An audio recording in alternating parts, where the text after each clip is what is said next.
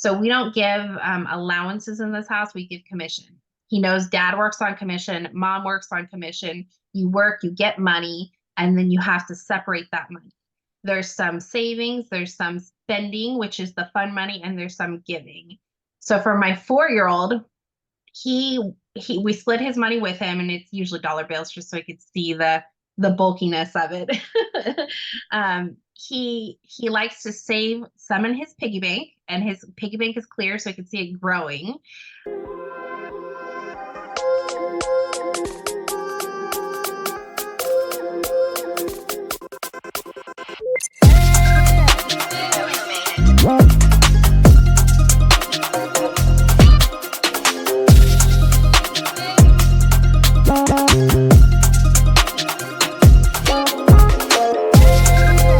Hello, Empower Nation. Welcome to Empower Her Money podcast. I am your host, Angela Duncan, speaker, best-selling author, serial entrepreneur, and we talk all things money and business. Today's episode is sponsored by freemoneytipsbook.com.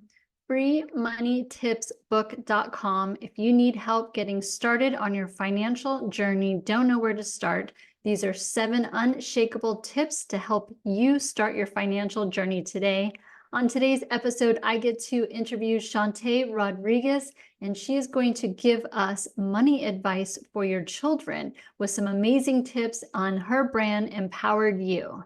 Hello, Shawntae. Welcome to Empower Her Money podcast. How are you today? I am doing absolutely amazing. How are you, Angela? I am doing awesome. So we were just talking for a few minutes off camera, talking a little bit about your story, but go ahead and share with the audience, your background, your journey, and how you got to empowering women today. So I feel like God has been preparing me for this financial field, this business for my whole life. I came from a family that was very money savvy, but we saw both ends of the financial spectrum within the family. But it wasn't until my husband and I decided we wanted to buy our first house that it was like, oh, we got to get serious about this. We found out about the down payment, and we found out how much we'd have to save, and our credit was good, but not great. So then we had to feel the overwhelm of how do you fix this? How do you fix the credit score? How do you save that much money, which was more money than we had saved in our whole lives combined? And what's the process to it? So we started budgeting, and we got more serious about our finances. We felt like we were living paycheck to paycheck, but when you actually write down the numbers and prioritize what actually is important to you, you're allowed to kind of have a little bit of fun, but still reach all of your financial goals. We did a lot of envisioning work. We did a lot of accountability with each other. And it was just like it took us a year from the time that we said, okay, we're going to do this, to the time that we were like, all right, now here's the money. Let's get in all these paperwork. Let's get it all going. And it was a journey, but it was so good to have that supportive partner and that accountability, and to be able to envision things. I remember one of our favorite things about the journey is we would go on what we called Home Depot dates. And we would go to Home Depot, and we'd kind of look at, let's say we were working on the kitchen, we would look at the kitchen stuff. We're like, oh, this backdrop and this stove and this refrigerator, and just kind of picture what would be our ideal kitchen. And then we would put that down on something that we wanted on our wish list for when we got our home.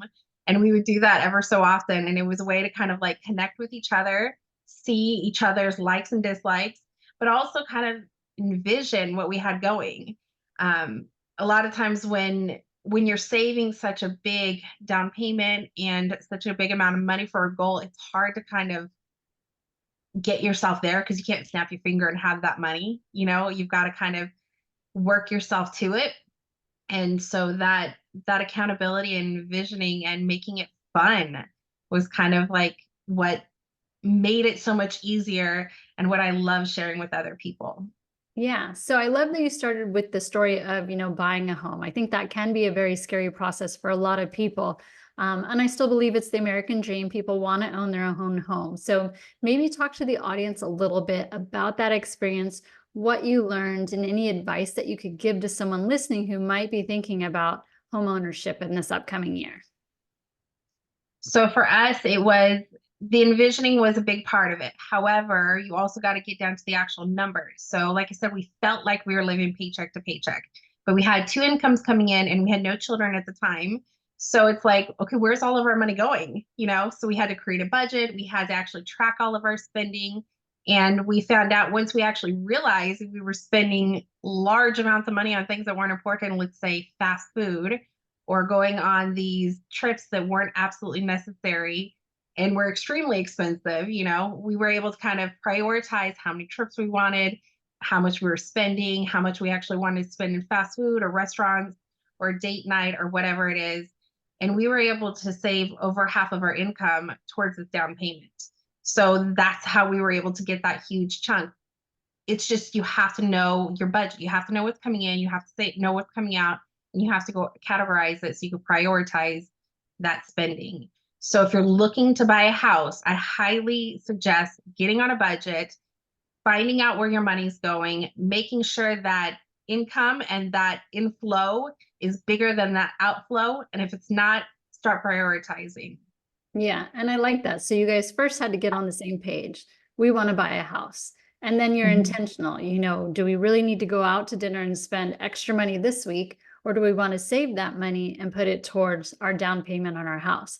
So I really like how, both of those pieces of advice are great. And even for someone that might be single, maybe doesn't have a partner, they can still be intentional, set the budget, say, this is my goal. And then you kind of look at everything that you spend money on and determine what's more important. Yeah, it's not about depriving yourself either. A lot of people think they hear the word budget and they just think, oh, I'm never going to be able to go out with my friends, or oh, I'm never going to be able to go out on dates, or I'm never going to be able to travel. That's not it. You still get to do those things. You just give yourself a limit for them. So if your limit for date night is $100 2 times a month, then you know that you've got to find dates that are within that amount, and it still allows you to reach your goals. When you know that you're reaching your goals and you know that you've got that timeline of, let's say, $300 here, $300 here, and keep going, and it'll take you a year to get it, then you're like, oh, it's okay if I spend $100 here because I'm still doing my $300 for my goal, or whatever that goal is. So don't deprive, just prioritize. Yeah, love that. Love that piece of advice. So what made you decide to get into the financial coaching space? I definitely say I was God led. I feel like he helped me learn this over my life, and I didn't always listen to what I had been told by by my mother and my grandmother. I kind of pushed it aside in my young 20s, but he was really guiding me there. So I noticed, actually, after a couple years ago, I started working in the insurance industry, and we were working with families predominantly. And I just saw the need for women. I did not realize, because of my own upbringing, that there were so many people that had no knowledge of budgeting, no knowledge of savings. They knew that you had to save, they just didn't know how to do it. They didn't know how to set those timelines. They didn't know how to get some accountability, especially if they were single.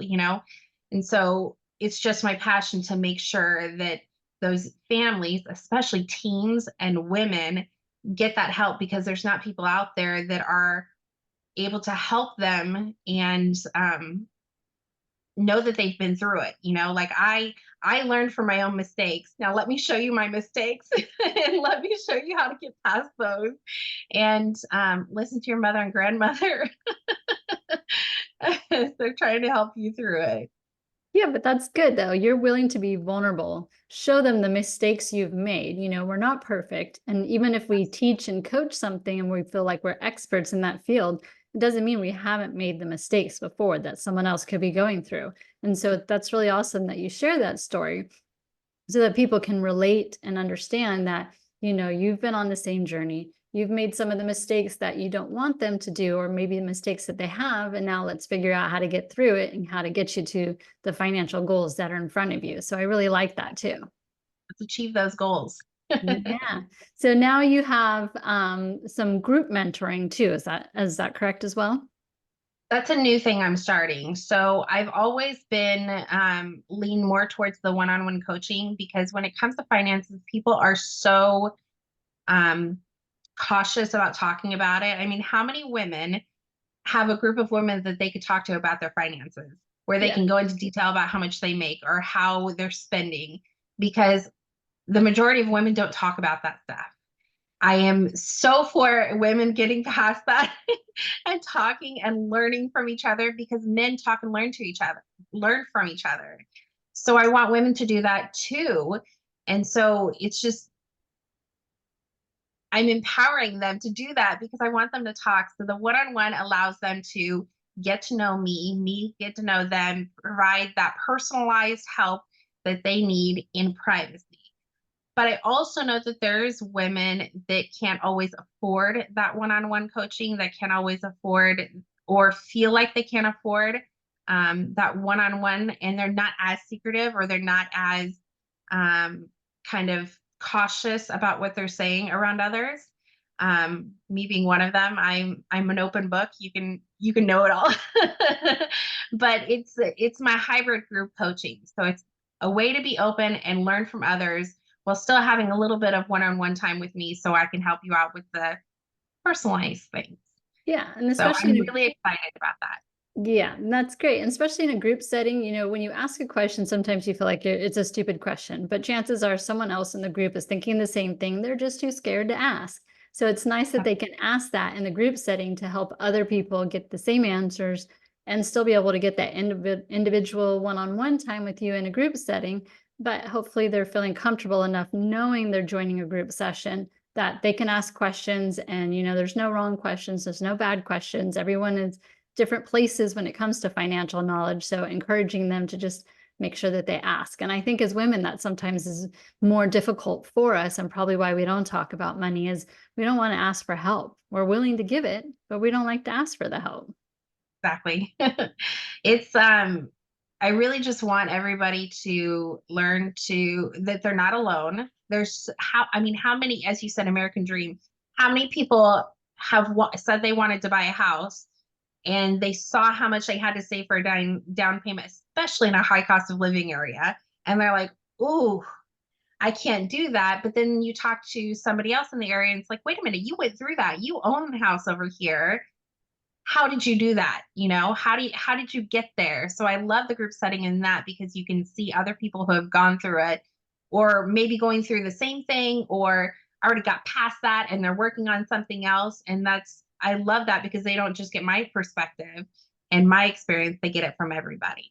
Yeah. So what do you feel like are the most common objections or themes that come to you when someone's first hiring you for coaching? I can't afford coaching because I'm in debt. Mhm. That's probably a very common one. Um, and debt is a big burden on so many people. The other thing would probably be that they don't have the time for it. They feel like they don't have time in their schedule to create a budget. They don't have time in their schedule to have meetings with me. But I work with people of all income levels, all availabilities. And when it comes to the one-on-one, I work with them. And when it comes to the pricing, I have not had one client yet who didn't save more money than they spent on me. And there's value in working with somebody who actually has the knowledge and the experience and has proven record. So both of those objections can go to the side, and I'll show you how. Yeah, and hopefully you're getting those testimonials, whether it's written or on video, and putting it somewhere where people can see it and say, hey, I had a client who said the same thing. Here's what happened. And then send it to them. So it's not necessarily coming from you, but from someone else who's already lived through that situation. Absolutely necessary in the service business, right? Yes, yes. Awesome. So what do you see? What's next for you in the future? Where do you see your brand going? I definitely want to do more local things. I feel like my community that I live in can absolutely use that. So I'm working on some local connections and doing some local classes. I also see myself doing some public speaking, out there, spreading the message and empowering women that they can step out of that comfort zone. They can open their own business. They can save for those financial goals, whatever they be, whether it be that new house or that new business that they want, and they can absolutely do it all. Awesome. And then you mentioned your mom. So how do you teach your children where did you start with teaching them? And then how does that path look? And how should we be doing that as a parent as well? I love this question. So my oldest is almost 4. He'll actually be 4 tomorrow. And my youngest is just 1.5 years. So the youngest one is learning by seeing. She sees me saving money in a little jar for her to see. She sees me giving. She sees me working. So that's how she's learning these things. My oldest, though, he actually participates. So we don't give allowances in this house. We give commission. He knows dad works on commission, mom works on commission. You work, you get money, and then you have to separate that money. There's some savings, there's some spending, which is the fun money, and there's some giving. So for my 4-year-old, we split his money with him, and it's usually dollar bills just so he could see the bulkiness of it. He likes to save some in his piggy bank, and his piggy bank is clear so he can see it growing. He also gives some to his sister because that's his giving and that's who he knows. So he happily puts $1 into his sister's piggy bank. And then he also gets to spend. So every once in a while, we let him empty that piggy bank to kind of spend on something fun, like a toy or a special treat out. So I've got so many pictures and videos of him helping my husband washing the car, mowing the lawn, cleaning up the living room. And it's work ethic, it's financial ethics, and it's showing that you can give back to others. So that I absolutely believe all of those are necessary with the young kids. The older kids, you can work more towards showing them how to use a checkbook because you want them to know how to balance a budget.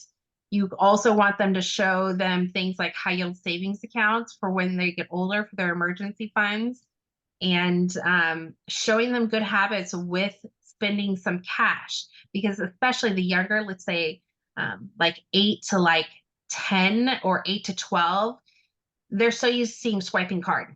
They don't know what happens when you swipe that card, or they may not know what happens when you swipe that card, especially if you haven't shown them how to balance a checkbook.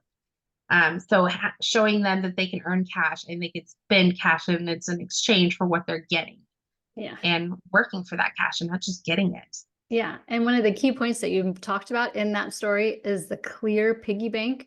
I think that's amazing because you don't want them to be scared of money. You want to show them what it is, show them how to save it, how to spend it, how to earn it. But that clear piggy bank is such a great visual for a child because they want to be able to see what's in it and be able to like celebrate with you as that Yes. money grows and that clear piggy bank. So really, really like that piece of advice.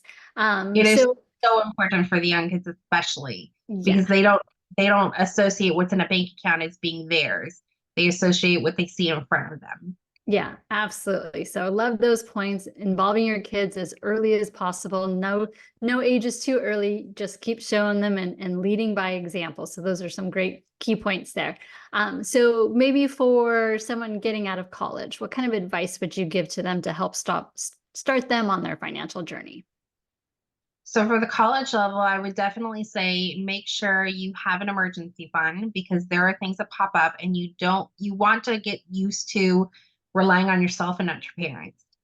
Let your parents be that background if for some reason you don't have enough, but you want to start working towards that full independence in college. So have that emergency fund, know what your income and outcome, your inflow and outflow is with the finances and budgeting, and then start looking towards those goals. So what is your next goal? I've got a niece that is just joined the military.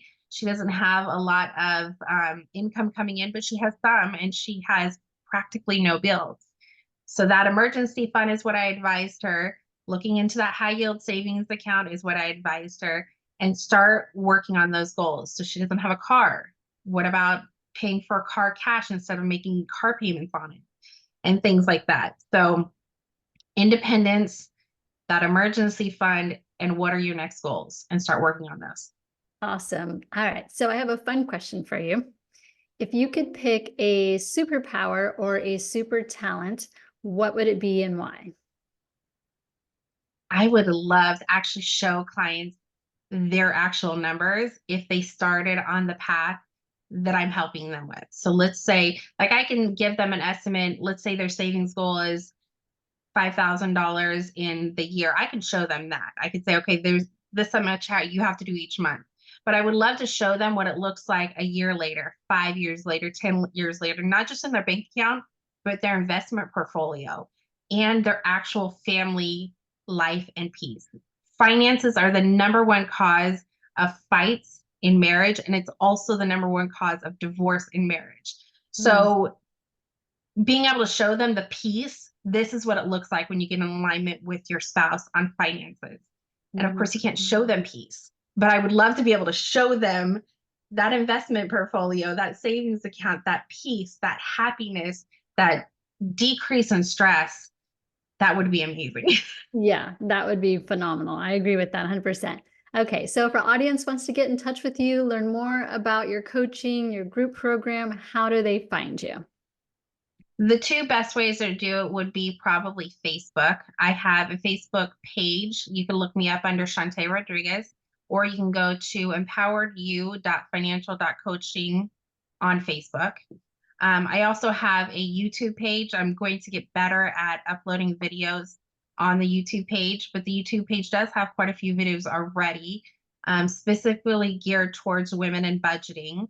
And that one is at Empowered You Financial on YouTube. Awesome. Thank you so much for your time today and giving advice to the audience about personal budget. You're speaking my language, and I truly appreciate your time today, Shawntae. It was amazing talking to you, and thank you for having me. Thank you so much for tuning into Empower Her Money podcast. Hope you enjoyed this episode. Don't forget to subscribe, share this podcast, and leave a review wherever you are tuning in.